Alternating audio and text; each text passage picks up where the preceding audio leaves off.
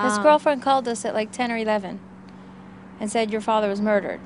As police look for leads in the murder of 3 homeless men, the family of one of the victims, Paulus Smit, is speaking out and recounting what they say is a suspicious incident that may be related to his murder.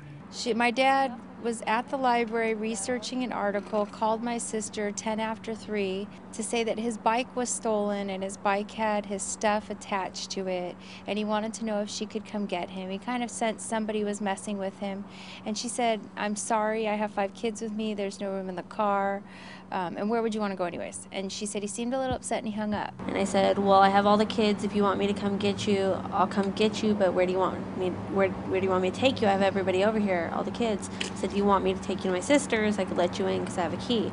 And he's like, no, I don't want to go there. I got to get my roll-up, which is his sleeping bag, you know, his little home on wheels.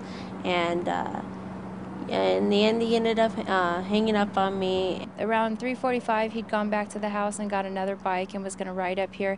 And the intent was that if the person who stole his bike wanted his bike, they weren't going to want his stuff. So they would have cut it off and tossed it in the trash. So he was going to find his stuff or maybe find the bike.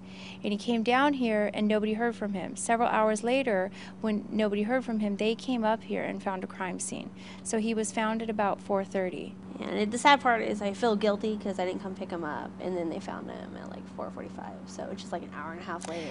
You know, I want justice for my father. My father would have never done to anybody else what was done to him.